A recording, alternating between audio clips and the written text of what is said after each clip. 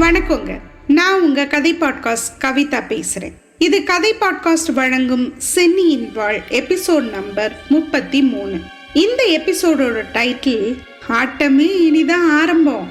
கூட்டத்துல நின்றுட்டு இருந்த வீரன் ஒருத்தன் வெற்றிவேல் சென்னி யாருன்னு பக்கத்துல நின்னவனை பார்த்து கேட்டான். அந்த பக்கத்துல நின்னவன் ஒரு வேள் மன்னன் போல. அவன் இவனை திரும்பி பார்த்தான். பார்க்க நல்ல திடமான உடம்போட முகத்திலையும் உடம்புலையும் கவசம் தரிச்சிருந்தான் அவன் அந்த கேள்வி கேட்ட வீரன். இது கூட அவனுக்கு தெரியாது. அதோ முன்வரிசையில நிக்கிறான் பாரு, அவன் தான் வெற்றிவேல் சென்னி. அவன் பெரிய மொரண மூர்க்கன், தலைமை பண்புக்கு கொஞ்சம் கூட தகுதி இல்லாதவன். அவன் கிட்ட தலைமையை கொடுத்து படையை ஒப்படைக்கிறதால இங்க குதிரை பந்தயம் நடத்திட்டு இருப்பான். ஆக மொத்தத்துல அவன் ஒரு வீணா போனவன் அப்படின்னா அந்த வேள்மன்னன். இது எல்லாத்தையும் கவசம் போட்டிருந்த வீரன் பொறுமையா கேட்டுட்டு இருந்தான். பேசிட்டு இருந்த சோழ மாமன்னர் சுத்தி இருந்த கூட்டத்தை அடக்கிறதுக்காக அமைதி அமைதினாரு. எல்லாரும் அமைதியானாங்க.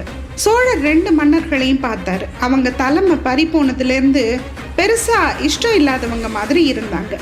சோழர் யாரை உட்கார வைக்கிறாரோ அவரே கூட்டுப்படையோட தலைவர்னு பாண்டியர் சொல்லிட்டு பெருமூச்சு விட பக்கத்துல இருந்த சேரரும் ஆமாங்கிறது மாதிரி தலையசைச்சாரு.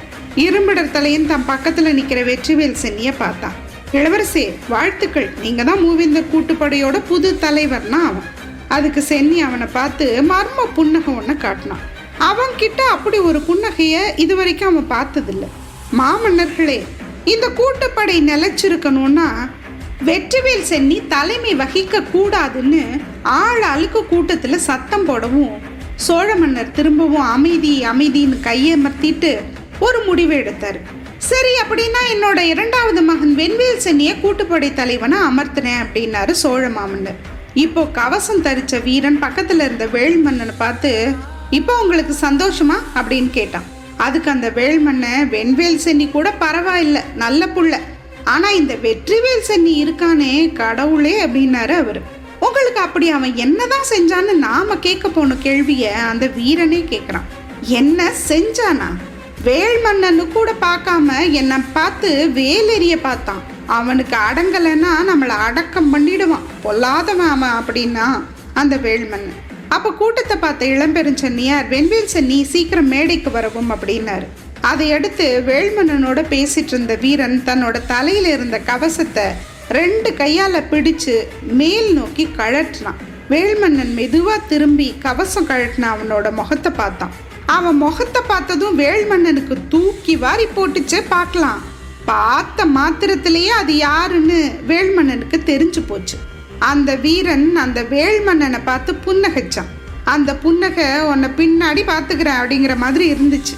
அதுக்கப்புறம் கவச வீரன் முன்னாடி நடக்க படை வீரர்கள் 2 பக்கமும் விலகி நின்று அவனுக்கு பாதை அமைச்சு கொடுத்தாங்க. வெற்றிவேல் சென்னியும் இரும்பிடர் தலையனும் பின்னாடி திரும்பி பார்த்தாங்க.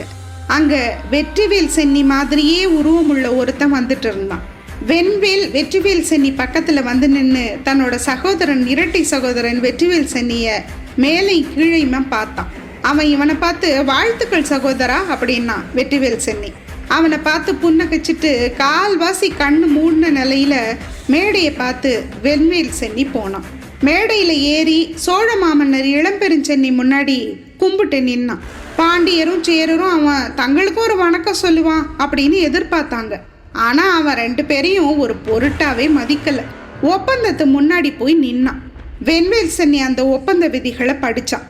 அதுல ஒரு விதி அவன் புன்னகையை இன்னும் பெருசாக்குச்சு. விதி எண் 15. எந்த காரணம் வச்சும் மூவேந்தர் கூட்டுப்படை கரும்பெண்ணை நதியை கடக்க கூடாதுன்ற அந்த விதிய முணுமுணுத்து படிச்சவன் கொஞ்சம் கிண்டல் சிரிப்போட நிமிர்ந்து தான் முன்னாடி இருக்க படைய சுத்தி பார்த்தான். அப்புறம் எழுத்தாணிய கையில எடுத்து ஒப்பந்தத்துல கையெழுத்து போட்டான். கையெழுத்த பதிச்சதும் அவன் நிமிர்ந்து நிக்கிற நேரம் விசித்திரமா அவன் தன்னோட இடது தோளை உதர்னான். மேடையில நிக்கிற வெண்வேல் சென்னி அப்படி செஞ்சதும் அதை பார்த்த பிடர்த்தலையனோட கண்ணுங்க விரிஞ்சுது. அழுந்தூர் இளவரசன் ஆச்சரியத்தோட தன் பக்கத்துல நின்றுட்டு இருந்த வெற்றிவேல் சென்னிய பார்த்தான்.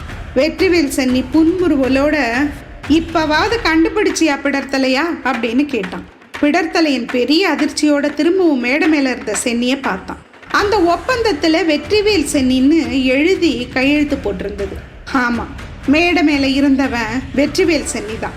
இவ்வளோ நாளா சிறையில இருந்தவனும் அவன் தான். பல வருஷமா தன்னோட மகன் வெற்றிவேல் சென்னியோட ஆட்டமும் பாட்டமும் கொண்டாட்டமும் எல்லாம் மீறுறத பொறுமையா பார்த்துட்டு இருந்த இளம்பெருஞ்சென்னி ஒரு கட்டத்துல அவன் ஆட்டத்தை பொறுத்துக்க முடியாம ஒரு முடிவெடுத்தாரு. அதுலயும் பாண்டிய இளவரசி அங்கேற்கண்ணியோட சுயம்பர இன்வைட் சோழ நாட்டுக்கு வந்ததும் எங்க விழாவுக்கு போய் கலவரம் பண்ணிடுவானோன்னு பயந்து யாருக்கும் தெரியாம ரகசியமா வெற்றிவேல் சென்னியை கைது பண்ணி சிறையில போட்டாரு.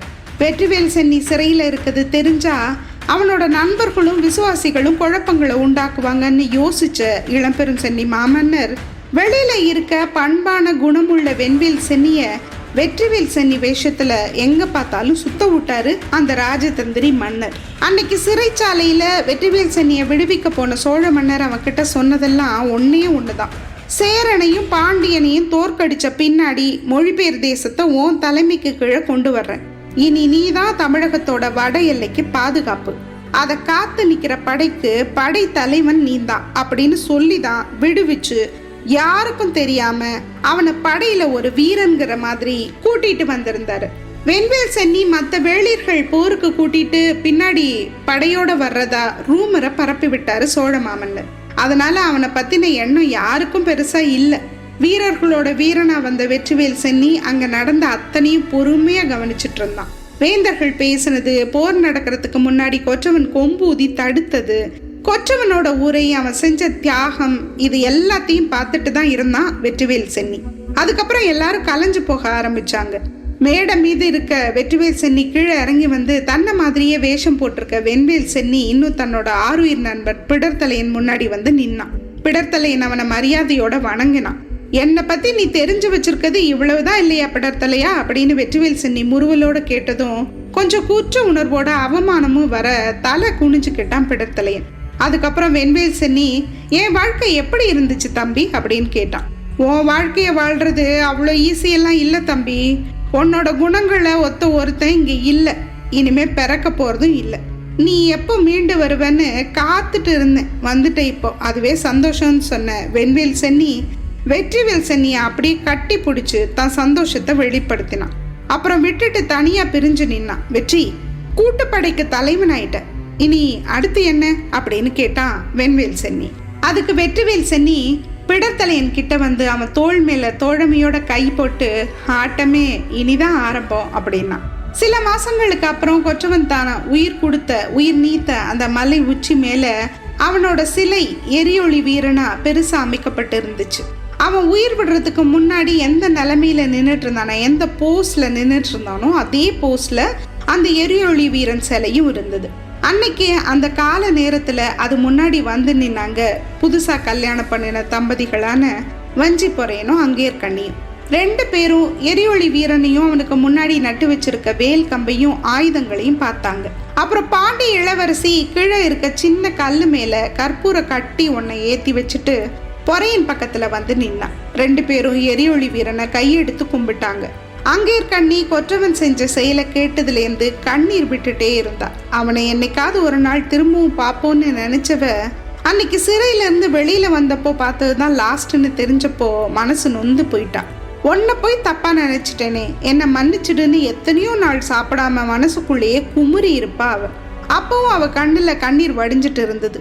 பக்கத்துல இருந்த வஞ்சிப்பொறையன் அவ கண்ணை தொடச்சிட்டு எரிஒளி வீரனோட சிலையை பார்த்தான். நான் சொன்னேன்ல தேவி, கொற்றவன் எதுக்கும் அடங்காதவன் அப்படின்னா வஞ்சிப்பொறையன். அவ ஆமான்னு சொன்னான். அதுக்கப்புறம் 2 பேரும் அங்கிருந்து கிளம்பினாங்க. வீதியில தேர்ல போற அங்கேற்கண்ணி தூரத்துல தெரிஞ்ச மலை உச்சியில தெரிகிற எரிஒளி வீரனையே வருத்தத்தோட பார்த்துட்டே போனான். அன்னைக்கு ஒரு நாள் பெருங்கோ ஆதியர், இளங்கோ ஆதியன், பராசுரன், நெடுங்கீரனார், நெடுவேல், அழிசி இவங்கெல்லாம் தங்களோட தியாக சுடரோட சிலை முன்னாடி வந்து நின்று மனசுருக கும்பிட்டாங்க. பெருங்கோ ஆதியர், என் செல்வமே, இனி நீ சுதந்திரமா இரு, இந்த தமிழ் நிலத்தை தெய்வமா இருந்து காப்பாத்து, என் கண்ணே, என் குட்டி செல்வமே, நீ சுதந்திரமா இருடா தங்கமே அப்படின்னு கண்ணீர் விட்டாரு. அதியர்கள் எல்லாரும் தங்களோட இளவரசனை கும்பிட்டாங்க. எப்போ தோணுதோ அப்பெல்லாம் அதியர் இங்க வர்றதும், சில நேரங்கள்ல நாள் கணக்குல எரிஒளி வீரனோட தங்கி இருந்து போறதுமா தன்னோட நாளை கழிக்க ஆரம்பிச்சாரு. அவர் இளங்கோவை அதிக அரசனா ஆக்கி இருந்தாரு. தன்னோட மகன் எரிஒளி வீரனா வீற்றிருக்க மொழிபெயர் தேசமே கதின்னு கடந்தாரு அவரு. இவங்க இப்படி இருந்தா நித்திலவல்லியோட நிலைமை இன்னும் பரிதாபகரமா இருந்தது. கொற்றவன் செஞ்ச தியாகம் அவளுக்கு தெரிஞ்சதும் அவ மயங்கியே போயிட்டான். தன்னோட காதலியோட திரும்ப வர்றேன், உன்னை சந்திக்கிறேன்னு ஆசையா வாய் நிறையா அழகான சிரிப்போட சொல்லிட்டு போனவன் இப்படி ஒரு காரியத்தை செஞ்சு நடுக்கெல்லாம் நிக்கிறத அவ வீங்கின கண்ணங்களோட செவந்த கண்களோட இமைகளோட பார்த்துட்டு இருந்தான். அவன் நடுகல்லா இருந்ததுல இருந்து இப்போ எரியோளி வீரனா வீற்றிருக்க வரைக்கும் அவங்க எத்தனை தடவை வந்திருக்கான்னு கணக்கே இல்லை. ஆனா ஒவ்வொரு தடவையும் அதே கோபம், அதே கேள்வி, அதே அழுகதான். அப்பவும் கூட நித்திலவல்லி பித்து பிடிச்சவ மாதிரி தான் இருந்தா. சிலையா இருக்கும்போது கூட கொற்றவனோட முகத்துல புன்னகை இருந்தது, அவ கண்ணுக்கு தெரிஞ்சது. திரும்பி வருவேன்னு சொன்னியடா, எங்கடா போன? அத்தனை பெரிய அதி அரசரோட இளவரசனா இருந்துட்டு ஏண்டா இப்படி நாடோடியா நடிச்ச? தமிழ் நிலத்தையும் மக்களையும் பத்தி மூவேந்தர்களே கவலைப்படாதப்போ உனக்கு என்னடா வந்துச்சு அப்படின்னு முதல்ல கோவமா கேட்க ஆரம்பிச்சவ பின்னாடி நெஞ்சுக்குள்ள என்னமோ பண்ண அழுக ஆரம்பிச்சா. அப்படியே அவ பார்வை அங்க கீழே நட்டு வைக்கப்பட்டிருந்த கொற்றவனோட வாழ் மேல போச்சு. அந்த வாழ் நித்திலவல்லி வாங்கி கொடுத்த வாழ் தான். அவ அதை பார்த்தாலோ இல்லையோ வாய் விட்டு அலறி அழுக ஆரம்பிச்சிட்டா. அது தடவை நடந்தது. அன்னையிலேருந்து எப்போ அதை பார்த்தாலும் இப்படித்தான் அழுவா. இத்தனை மாசத்துல எத்தனை தடவை அவ வந்து இப்படி அழுதுருப்பான்னு கணக்கே இல்லை இல்லையா? ஊரே தன்னை விலமாதா நினைச்சப்போ தன்னை தூய்மையானவளாவும் தோழியாவும் அக்காவாவும் ஏத்துக்கிட்ட பழகுன அந்த தூயவன் இப்படி பிரிஞ்சு போனது அவளுக்கு ஆறாத ரணத்தை கொடுத்திருந்தது. இந்த அழுகையை நிறுத்தவோ ஆறுதல் சொல்லவோ நம்மளால முடியுமா? என்ன பண்றது? எப்படி நிறுத்துறது? அவன் என்ன பண்ணாலும் திரும்பி வருவானா? மாட்டானே. அதை நினைக்கும் போதுதான் நமக்கே நெஞ்சே பாரமா இருக்கு இல்லையா? என்ன நடக்குதுன்னு தெரிஞ்சுக்க அடுத்த எபிசோட் வரைக்கும் வெயிட் பண்ணலாம். அது வரைக்கும் நன்றி, வணக்கம்.